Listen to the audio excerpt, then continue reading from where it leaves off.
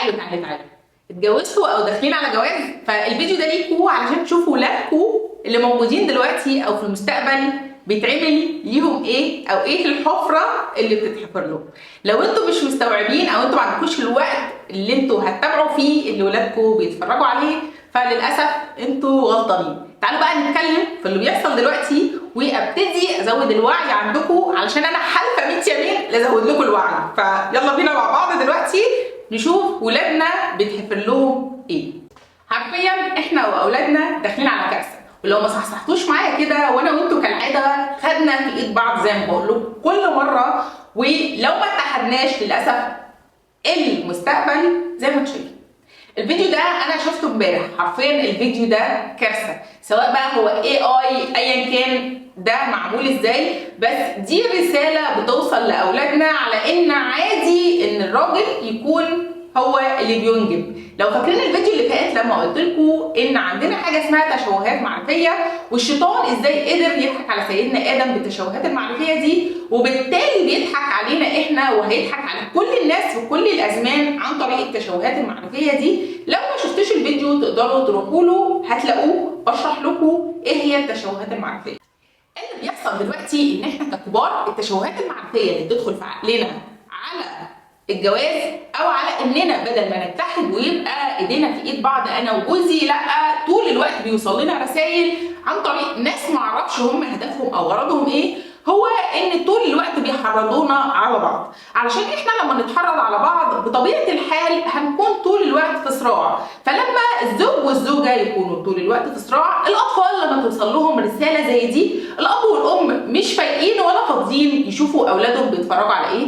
الاب والام اصلا ما عندهمش الوعي الكافي بان الرسائل اللي بتوصل لاولادهم دي رسائل خطر جدا وبتبرمجهم برمجه غريبه ما شفناهاش في زماننا. فعلشان احنا زي ما قلت لكم في الفيديوهات اللي فاتت، ربنا اختارنا بني ادمين، ما اخترناش انعام ولا اخترنا حيوانات، ميزنا بالعقل ميزنا بالقدره باننا نتحد ونتكاتف ونصلح الامور اللي الشيطان بيبوظها. فيلا بينا اشرح لكم احنا المفروض نعمل ايه في الوضع ده. في الفيديو اللي فات قلت لكم ان احنا الرسائل اللي بتوصل لنا والمجموعات اللي بتبقى متبنيه افكار معينه بتدخلها في عقلنا علشان ما تعملش اي حاجه غير انها تبوظ منظومه الجواز، الهدف منه احنا واولادنا. ولو تفتكروا ان ده وعد الشيطان لربنا، الشيطان وعد ربنا ان هو طول ما هو معانا على وجه الدنيا هو هيستقصدنا وهيستهدفنا احنا وذريتنا. طيب هيستهدفنا احنا وذريتنا ازاي؟ في كل زمن ليه ادواته. في الازمنه والقصص اللي احنا سمعناها في القران كان ليه ادواته، في الزمان والمكان اللي احنا فيه دلوقتي ليه برضه ادواته.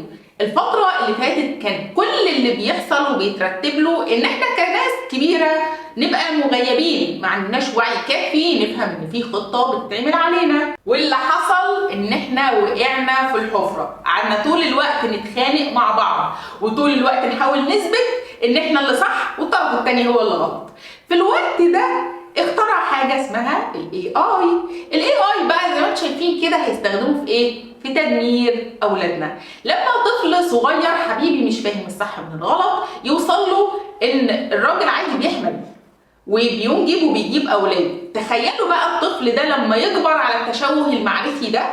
وزي ما شرحت لكم في الفيديو اللي فات ارجعوا له هتفهموا بالتفصيل، هقول لكم مختصرا كده بسرعه ايه هو التشوه المعرفي اللي احنا اتكلمنا عنه في الفيديو اللي فات. التشوه المعرفي عباره عن معلومه غلط بتبتدي المعرفه تدخل في عقلي، بعد كده بتكون عندي معتقد، فلما تبقى المعرفه اللي بتدخل للاطفال بالشكل ده، فالمعتقد عندهم ان عادي ان خلق ربنا يتغير، وده خلق ربنا اللي ربنا كلمنا عليه ان الرجاله هي اللي تخلف مش الستات. بعد المعتقد لما هم اعتقدوا ان ده شيء طبيعي بيولد عندهم مشاعر، فالمشاعر يا بالقبول يا بالرفض يا بالحزن يا بالغضب، ايا كانت المشاعر اللي هتتكون بناء على المعرفه الاولانيه او المعرفه اللي بدات بمعلومه معتقد مشاعر. بناء على المشاعر دي هيتكون سلوك، يعني في حاجه هتتنفذ، الحاجه اللي هتتنفذ دي بناء على المعرفه اللي دخلت. لما تبقى دي المعرفه اللي هتدخل في عقول اولادنا، تخيلوا السلوك هيبقى شكله ايه. لا انا عايزاكم تتخيلوا، علشان انا لغايه دلوقتي ما تخيلتش. تخيلوا السلوك واكتبوا لي في الكومنتات، ما احنا بنتعلم مع بعض. يعني انا بدرس وبذاكر وبجتهد، بس عقلي مش ذري قوي لدرجه ان انا اتخيل. انا عارفه ان انتوا في منكم اذكى مني بكتير واشطر مني بكتير، فانا عايزاكم تتخيلوا معايا فعلا ونكتب في الكومنتات، علشان انا واللي مش عارف يتخيل او اللي ما عندوش قدره ان هو يتخيل من الكومنتات يفهم احنا داخلين على ايه. فكل واحد عنده معرفه او علم او تخيل حاجه معينه اكتبوها لنا في الكومنتات. احنا بنساعد بعض، احنا هنا علشان نساعد بعض، احنا هنا زي ما قلت لكم علشان ايدينا في ايد بعض، نمسك بعض ونمسك ايدين بعض ونتحد، علشان احنا عارفين خلاص دلوقتي وبقى عندنا وعي ان الشيطان بيستخدم كل الادوات دي ضدنا وضد اولادنا. فهنفضل بقى طول الوقت نتخانق ونفضي له المساحه كده ولا نتكاتف؟ فاحنا محتاجين نتكاتف. يعني حتى احنا لو في وقت من الاوقات كده مش هنبقى طايقين بعض بناء على المعرفه الغلط اللي دخلت في دماغنا، فاحنا محتاجين نقعد نعمل قعده كده كبيره مع بعض ونبتدي نتكلم ونتناقش ونتحد، علشان احنا لو ما اتحدناش ولادنا هيوصلوا لمرحله وحشه واحنا اللي هنتسال. طول الوقت باكد عليكم في كل فيديو، اكد عليكم بلاش نكون الناس اللي ربنا وصفهم في القران ان احنا كالانعام جايين علشان ناكل ونشرب ونتكاثر. احنا بني ادمين، ربنا ميزنا بالعقل والحكمه وادانا علم وادانا دين علشان نقدر نستخدمهم في ان احنا نعمل اصلاح في الارض في الوقت اللي احنا فيه. انا ماليش دعوه باللي جاي وماليش دعوه باللي عدى، انا ليا دعوه بالوقت اللي احنا فيه دلوقتي. انتوا معايا في الوقت اللي احنا فيه دلوقتي، فانا وانتوا هنتسال. انا زي ما بقول لكم كل مره انا بقوم بدوري، وضحيت ب5 سنين من عمري دراسه ومذاكره علشان هدف معين في دماغي، لان انا مقرره ما اكونش كالانعام، مقرره اكون بني ادمه، اسيب ورايا علم واسيب بصمه للاجيال اللي جايه. فنتحد مع بعض كده، ده اللي بيوصل لاولادنا، وده بدايه الاي اي، بس ما بالكم بقى باللي جاي بعدين. فيا نفضل بقى متخانقين مع بعض ولويين بوزنا وكل واحد مدي ظهره للتاني، يا نتقابل مع بعض وكل زوجين يعملوا قعده حلوه مع بعض كده ويبتدوا يتصافوا ويتصالحوا ويشوفوا ايه الغلط اللي حصل قبل كده وكل واحد غلط في حق التاني في ايه ونبتدي نصلحه. لان طبعا احنا كلنا بنقع في اخطاء، وطبعا كلنا الشيطان بيستهدفنا، لا مستهدفني انا لوحدي ولا مستهدفكم انتوا لوحدكم. خلاص احنا قررنا نتجوز ونكون اسره ونعيش حياه كويسه ونعيش في الحلال، فمش هيسيبنا. مجرد انك فكرت او انك فكرتي تعيشوا في الحلال فانتوا مستهدفين. فما بالكم انتوا هتعيشوا في الحلال، لا وكمان هتجيبوا ذريه وتربوهم تربيه كويسه كده، لا انتوا مش هتتسابوا. فاحنا لازم نبقى فاهمين مع بعض ان الامور دي طبيعي، وان التحديات اللي بتتحط قدامنا كل يوم من الشيطان دي طبيعيه، ولازم نفهم ان الظروف الاقتصاديه الصعبه اللي احنا فيها وان الحياه الاقتصاديه الغريبه اللي احنا بقينا فيها برضو دي من عمل الشيطان، علشان طول الوقت نبقى احنا دايرين في ساقيه علشان نحاول نواكب الظروف الاقتصاديه اللي احنا فيها. فبالتالي اطفالنا بيكونوا فريسه سهله ليه، واطفالنا دول هم امهات واباء المستقبل. فحتى احنا لو عشنا لهم او ما عشنا لهمش، الله اعلم في المستقبل سواء احنا عشنا لهم او ما عشنا لهمش، بس احنا المفروض بنبنيهم من دلوقتي للمستقبل.